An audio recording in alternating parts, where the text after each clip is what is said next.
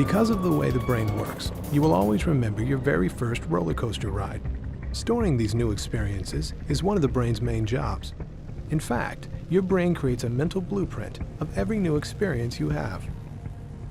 A blueprint for any new touch is stored in one part of the brain. A blueprint for any new sound in a different part. And a blueprint for any new sight in still another part.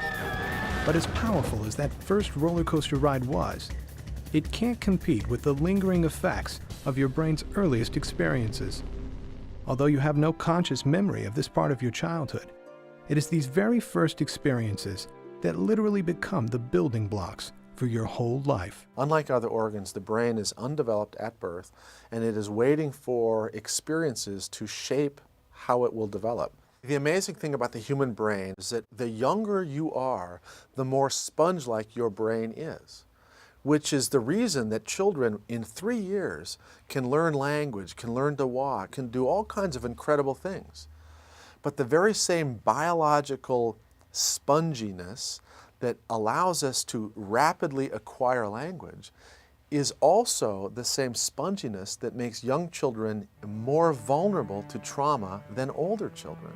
We have the opportunity to do police ride-alongs to a domestic violence situation, and so this was actually the first call I ever rode along. It was dinner time, and they were having spaghetti for dinner.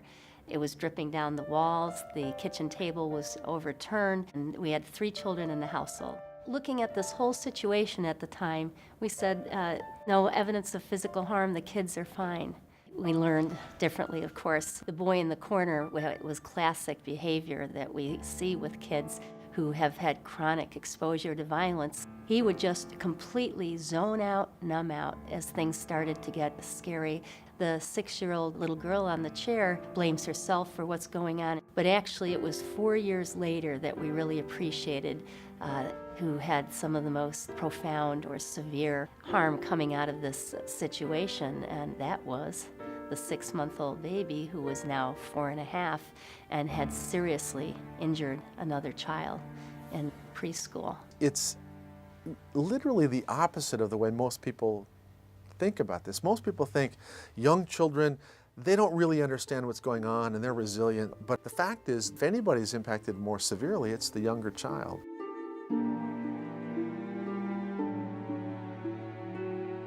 The brain is put together like building blocks in a sense. Those first blocks that go together are the more primitive area, the survival brain.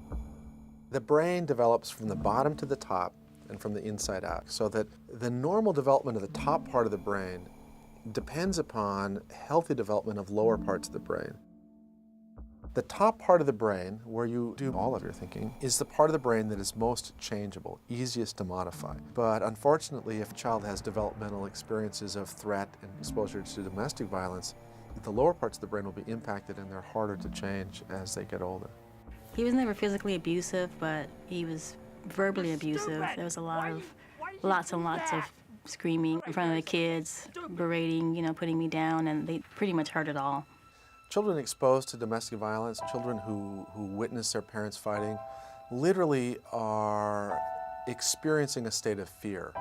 And when this happens, the systems in your brain that are involved in thinking at the top part of your brain are literally shut down. It changes the brains of these children. My son has seen and heard a lot of the violent outbursts. He was experiencing night terrors, and that was probably his way of dealing with it, because in his waking state, he didn't know how to articulate at 2.5 years old. So it was coming through, when he was asleep.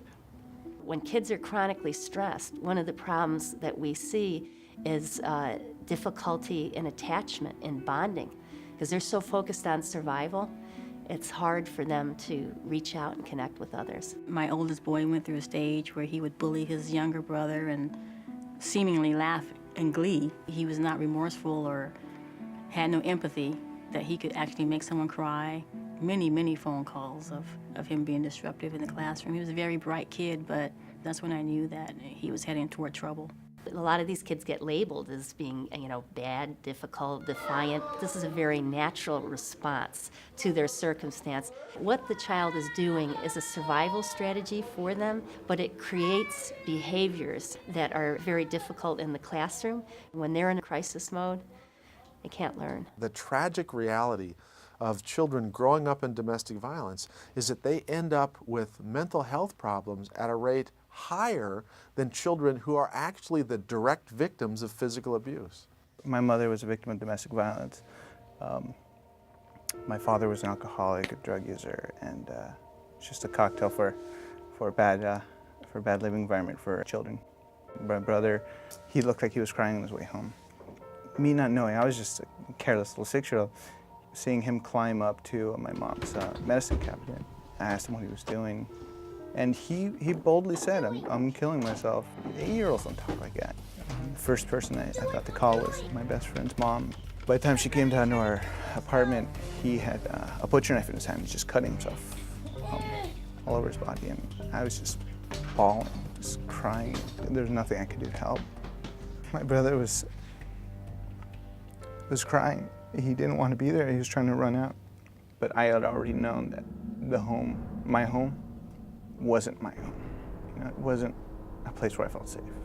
Childhood exposure to violence is about living in a threatening, scary environment that may escalate to physical violence, but it often doesn't have to. It's the chaos, the uncertainty, the fear of being in a home where things aren't okay.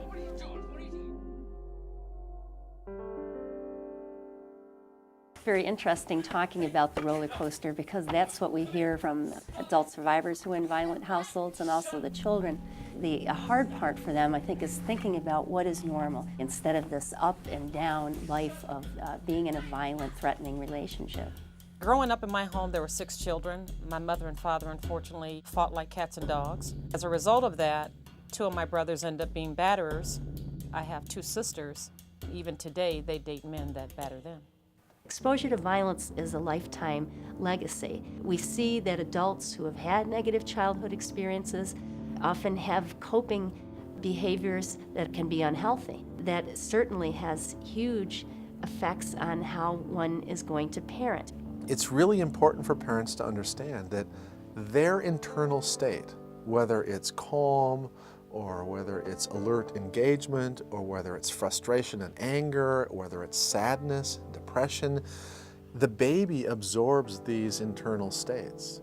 I have been in the moment with that sense of helplessness and hopelessness and stress and anxiety and rage. It really damages the brains of small children to be under a constant level of stress and anxiety.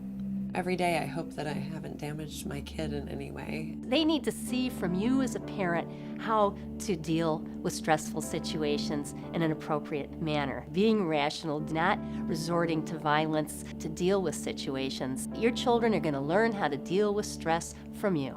Luckily, my older son is verbal enough and is old enough now that we have conversations about how did it make you feel when that was going on? Was that scary for you? Yeah, and validating that.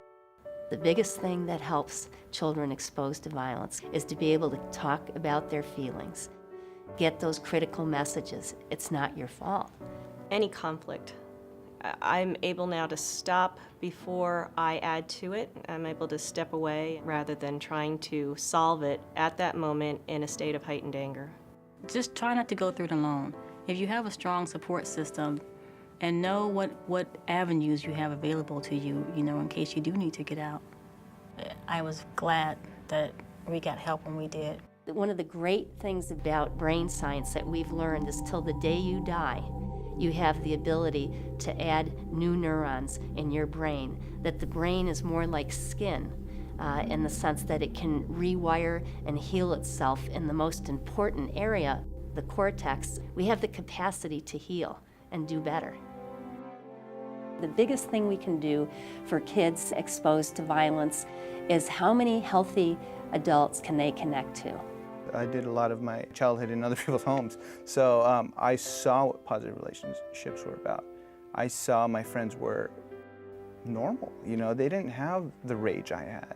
Seeing parents that were together, that showed affection. Home dinners where everybody sat together. Those are the things that I realized were important. And instead of being envious, I incorporated it into my life. I wanted to be a part of that. I know school is what made a difference for me. The teachers, the attention I got, letting me know that I could be somebody and I could do something. In fact, my oldest son, his teachers, all 6 of them were very instrumental in coming forward and providing him support when he needed. They allowed him to be homeschooled to give him time to heal. The hardest part about being a parent now is trying to be different than how my parents raised me. Am I being a good father? What do I need to do to help you feel safe in your home? That's the part, the brain development part, that I think we want him to know what normal is for us. And normal is having people who support you and who love you and who want to take care of you. And that we want that to be his normal life. It's one of those pay me now or pay me later. And the truth is, children who are good at self-regulation, good at self-soothing, don't cry very much, and end up being, if you will, successful, are children who have had incredibly attentive early caregiving, which some people unfortunately think of as spoiling.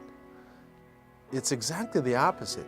Rather than spoiling the newborn, what you're doing is you are building in healthy self-regulation. So those are the things that I want to create an environment for my baby where he gets the benefit of what I've learned from all these experts and also other parents. And believe me, they're experts too. The most important thing that parents need to understand is that the brain of their child will become exactly what the child was exposed to. If you want your child to be kind, then you have to be kind to your child. If you want your child to be good at self-regulation and not lose their temper, you have to not lose your temper. And that's the beauty of the human brain. It is a mirror to the child's developmental experience.